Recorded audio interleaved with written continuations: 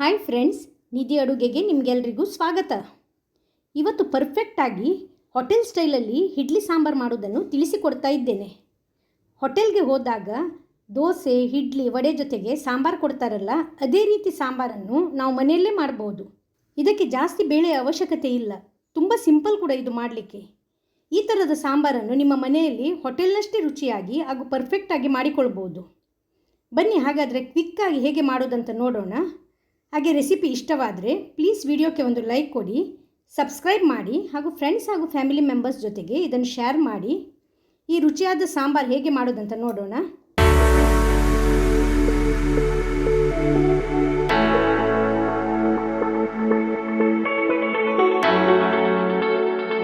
ಈ ಸಾಂಬಾರಿಗೆ ಒಂದು ಅರ್ಧ ಕಪ್ಪಷ್ಟು ತೊಗರಿಬೇಳೆಯನ್ನು ಒಂದು ಪಾತ್ರೆಯಲ್ಲಿ ಸೇರಿಸ್ತಾ ಇದ್ದೇನೆ. ಯಾವುದಾದ್ರೂ ಒಂದು ಚಿಕ್ಕ ಕಪ್ಪಲ್ಲಿ ತೆಗೆದುಕೊಂಡ್ರೆ ಸಾಕು. ತೊಗರಿಬೇಳೆ ಜಾಸ್ತಿ ಹಾಕಿದರೆ ಸಾಂಬಾರು ಇದೆಯಲ್ಲ ತುಂಬ ಗಟ್ಟಿಯಾಗಿ ಬರ್ತದೆ ಹಾಗೂ ಸಾಂಬಾರದ್ದು ಕ್ವಾಂಟಿಟಿ ಕೂಡ ತುಂಬ ಜಾಸ್ತಿ ಆಗ್ತದೆ.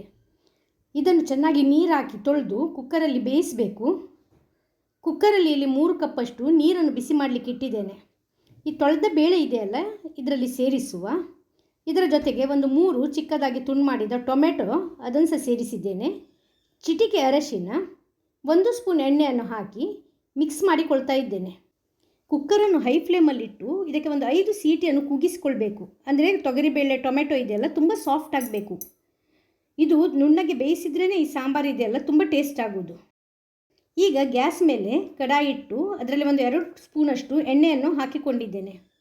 ಎಣ್ಣೆ ಬಿಸಿ ಆದಮೇಲೆ 1.5 ಸ್ಪೂನಷ್ಟು ಕೊತ್ತಂಬರಿ ಕಾಳು, ಅರ್ಧ ಸ್ಪೂನ್ ಜೀರಿಗೆ, 15 ಕಾಳು ಮೆಣಸು, ಒಂದು 8ರಿಂದ 10 ಮೆಂತೆಕಾಳು, ಒಂದು 10 ಜಜ್ಜಿ ಸಿಪ್ಪೆ ತೆಗೆದ ಬೆಳ್ಳುಳ್ಳಿದು ಬೀಜ, 1 ಸ್ಪೂನ್ ಕಡಲೆಬೇಳೆ, ಅರ್ಧ ಸ್ಪೂನ್ ಬೆಳ್ತಿಗೆ ಅಕ್ಕಿ, ಒಂದು 3/4 ಸ್ಪೂನಷ್ಟು ಉದ್ದಿನಬೇಳೆ, 3 ಬ್ಯಾಡಗಿ ಮೆಣಸು ಹಾಗೂ 3 ಗಿಡ್ಡ ಮೆಣಸು, ಒಂದು 4 ಗರಿ ಕರಿಬೇವಿನ ಎಲೆ, ಒಂದು ಚಿಕ್ಕ ನೀರುಳ್ಳಿ ಇವಿಷ್ಟನ್ನು ಸೇರಿಸಿ ಹುರ್ಕೊಳ್ಬೇಕು.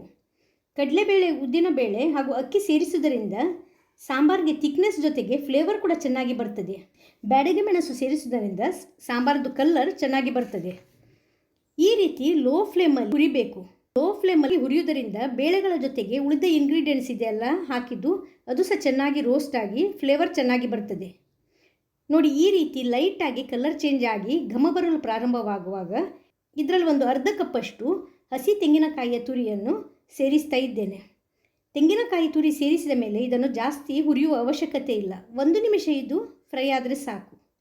ಈಗ ಗ್ಯಾಸ್ ಫ್ಲೇಮನ್ನು ಆಫ್ ಮಾಡುವ. ಇದು ಪೂರ್ತಿ ತಂದ ನಂತರ ಇದನ್ನು ಮಿಕ್ಸಿ ಜಾರಲ್ಲಿ ಸೇರಿಸಿ ಇದನ್ನು ನುಣ್ಣಗೆ ನಾವು ಗ್ರೈಂಡ್ ಮಾಡಿಕೊಳ್ಬೇಕು.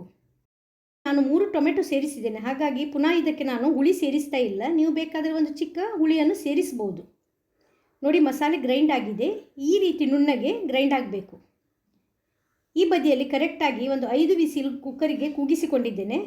ಕುಕ್ಕರಿದು ಪ್ರೆಷರ್ ಇದೆಯಲ್ಲ ಕಂಪ್ಲೀಟಾಗಿ ರಿಲೀಸ್ ಆಗಬೇಕು. ಅದರ ನಂತರ ಇದರ ಲಿಡ್ಡನ್ನು ನಾವು ಓಪನ್ ಮಾಡಬೇಕು.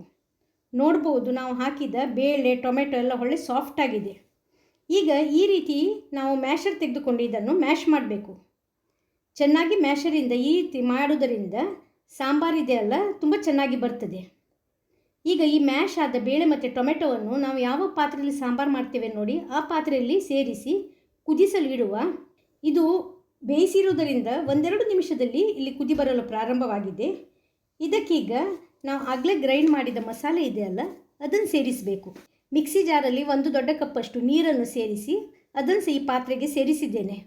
ನಿಮಗೆ ಸಾಂಬಾರು ಯಾವ ಕನ್ಸಿಸ್ಟೆನ್ಸಿಲಿ ಬೇಕು ನೋಡಿ ಅಷ್ಟು ನೀರನ್ನು ಸೇರಿಸಿ ಈಗ ಇದನ್ನು ಮೀಡಿಯಂ ಫ್ಲೇಮಲ್ಲಿ ಕುದಿಸಬೇಕು. ರುಚಿಗೆ ಉಪ್ಪನ್ನು ಈ ಸಮಯದಲ್ಲಿ ಸೇರಿಸಬೇಕು. ಸಾಂಬಾರಿದ್ದು ಕನ್ಸಿಸ್ಟೆನ್ಸಿ ಅಡ್ಜಸ್ಟ್ ಮಾಡಿದ ನಂತರ ನಾವು ಉಪ್ಪನ್ನು ಸೇರಿಸುವ. ಜೊತೆಗೆ ಒಂದು ಚಿಕ್ಕ ಬೆಲ್ಲದ ತುಂಡನ್ನು ಸಹ ಸೇರಿಸ್ತಾ ಇದ್ದೇನೆ. ಬೆಲ್ಲ ಸಾಂಬಾರಿಗೆ ಒಳ್ಳೆ ಫ್ಲೇವರ್ ಕೊಡ್ತದೆ. ನಿಮಗೆ ಬೆಲ್ಲ ಇಷ್ಟ ಇಲ್ಲದಿದ್ದರೆ ಬೆಲ್ಲ ಸ್ಕಿಪ್ ಮಾಡ್ಬೋದು. ಇವೆಲ್ಲ ಹಾಕಿದ ನಂತರ ಒಂದು ಸಲ ಮಿಕ್ಸ್ ಮಾಡಿ ಇದನ್ನು ಕುದಿಸಲು ಬಿಡುವ. ಈಗ ನೋಡಿ, ಒಂದು 2-3 ನಿಮಿಷದಲ್ಲಿ ಸಾಂಬಾರು ಕುದಿಯಲು ಪ್ರಾರಂಭವಾಗಿದೆ. ಈಗ ಇದಕ್ಕೆ ಒಗ್ಗರಣೆಗೆ ತಯಾರು ಮಾಡೋಣ. ಗ್ಯಾಸ್ ಫ್ಲೇಮನ್ನು ಆನ್ ಮಾಡಿ ಒಗ್ಗರಣೆ ಪ್ಯಾನಲ್ಲಿ 1 ಸ್ಪೂನ್ ಎಣ್ಣೆಯನ್ನು ಸೇರಿಸಿದ್ದೇನೆ. ಎಣ್ಣೆ ಬಿಸಿಯಾದ ಮೇಲೆ ಒಂದು ಅರ್ಧ ಟೀ ಸ್ಪೂನಷ್ಟು ಸಾಸಿವೆಯನ್ನು ಸೇರಿಸಿ ಫ್ರೈ ಮಾಡುವ. ಇದಕ್ಕೀಗ ಒಂದು 2 ಕಟ್ ಮಾಡಿದ ಬ್ಯಾಡಗಿ ಮೆಣಸು, ಒಂದು 8-10 ಕರಿಬೇವಿನ ಎಲೆಯನ್ನು ಸಹ ಸೇರಿಸಿದ್ದೇನೆ. ಹೊಳ್ಳೆ ಮಾಡಿ ಇದನ್ನು ಹುರಿಬೇಕು. ಒಗ್ಗರಣೆ ನೋಡಿ ಚೆನ್ನಾಗಿ ಫ್ರೈ ಆದ ಮೇಲೆ ಇದಕ್ಕೆ ಸ್ವಲ್ಪ ಹಿಂಗಿನ ಹುಡಿಯನ್ನು ಸೇರಿಸಿ ಒಂದು ಅರ್ಧ ನಿಮಿಷ ಫ್ರೈ ಮಾಡಿದರೆ ಸಾಕು. ತಯಾರಾದ ಒಗ್ಗರಣೆಯನ್ನು ಇಲ್ಲಿ ಕುದಿಯುವ ಸಾಂಬಾರಿಗೆ ಸೇರಿಸುವ. ಚಿಕ್ಕದಾಗಿ ತುಂಡು ಮಾಡಿದ ಕೊತ್ತಂಬರಿ ಸೊಪ್ಪನ್ನು ಸಹ ಸೇರಿಸುವ. ಇದನ್ನು ಮಿಕ್ಸ್ ಮಾಡಿ 1-2 ನಿಮಿಷಗಳ ಕಾಲ ಕುದಿಸುವ. ಒಳ್ಳೆ ಕುದಿ ಬಂದ ಮೇಲೆ ಗ್ಯಾಸ್ ಫ್ಲೇಮನ್ನು ಆಫ್ ಮಾಡುವ. ಇಡ್ಲಿ ಸಾಂಬಾರು ಅಂದರೆ ಇದು ತುಂಬ ತೆಳು ಇರಬಾರ್ದು, ತುಂಬ ಗಟ್ಟಿ ಸಹ ಮಾಡಬಾರ್ದು. ಈ ಕನ್ಸಿಸ್ಟೆನ್ಸಿ ಇದೆಯಲ್ಲ ಪರ್ಫೆಕ್ಟ್ ಆಗಿದೆ. ಈ ಬದಿಯಲ್ಲಿ ಬಿಸಿ ಬಿಸಿ ಇಡ್ಲಿ ಕೂಡ ತಯಾರಾಗಿದೆ. ಈ ಇಡ್ಲಿದು ಲಿಂಕ್ ಬೇಕಾದರೆ ನೀವು ಡಿಸ್ಕ್ರಿಪ್ಷನ್ ಬಾಕ್ಸಲ್ಲಿ ಚೆಕ್ ಮಾಡಿ. ಹಬೆಯಾಡುವ ಇಡ್ಲಿಯನ್ನು ಇಲ್ಲಿ ಕೆಳಗಿಟ್ಟಿದ್ದೇನೆ. 1-2 ನಿಮಿಷದಲ್ಲಿ ಈ ಬಿಸಿ ಹಬೆ ಹೋದ ನಂತರ ಈ ಬಟ್ಟೆಯಿಂದ ಇಡ್ಲಿಯನ್ನು ಸಪರೇಟ್ ಮಾಡಿ ಪ್ಲೇಟಲ್ಲಿ ಇಡುವ. ತಯಾರಾದ ಹಬೆಯಾಡುವ ಈ ಸಾಂಬಾರು ಜೊತೆಗೆ ಈ ಬಿಸಿ ಬಿಸಿ ಇಡ್ಲಿ ಅಂತೂ ಬೆಳಗಿನ ಬ್ರೇಕ್ಫಾಸ್ಟ್ಗೆ ಸೂಪರಾಗಿ ಆಗ್ತದೆ. ಮನೆಯಲ್ಲಿ ಒಂದ್ಸಲ ಟ್ರೈ ಮಾಡಿ. ಇದರ ಫ್ಲೇವರ್, ಕಲರ್ ಹಾಗೂ ಟೇಸ್ಟ್ ಇದೆಯಲ್ಲ ಸೇಮ್ ಹೋಟೆಲಲ್ಲಿ ಸಿಗುವ ಸಾಂಬಾರು ಥರನೇ ಇರ್ತದೆ. ಈ ಸಾಂಬಾರು ಇದೆಯಲ್ಲ ಬರೀ ಇಡ್ಲಿಗೆ ಮಾತ್ರವಲ್ಲ, ವಡೆ, ಮಸಾಲೆ ದೋಸೆ, ರೈಸ್ ಜೊತೆಗೆ ಸಹ ಒಳ್ಳೆ ಟೇಸ್ಟ್ ಕೊಡ್ತದೆ. ಸೊ ಇವತ್ತಿನ ಈ ಹೋಟೆಲ್ ಸ್ಟೈಲ್ ಇಡ್ಲಿ ಸಾಂಬಾರು ನೀವೆಲ್ಲ ಖಂಡಿತ ಇಷ್ಟಪಟ್ಟಿರ್ಬೋದಂತ ಎಣಿಸ್ತೇನೆ. ಮನೆಯಲ್ಲಿ ಟ್ರೈ ಮಾಡಿ. ಇಷ್ಟವಾದರೆ ರೆಸಿಪಿಗೆ ಲೈಕ್ ಕೊಡೋದ್ರ ಜೊತೆಗೆ ಪ್ಲೀಸ್ ಚಾನಲನ್ನು ಸಬ್ಸ್ಕ್ರೈಬ್ ಮಾಡಿ, ಶೇರ್ ಮಾಡಿ. ಮತ್ತೊಂದು ಹೊಸ ವಿಡಿಯೋ ಜೊತೆಗೆ ಇನ್ನೊಮ್ಮೆ ಸಿಗೋಣ.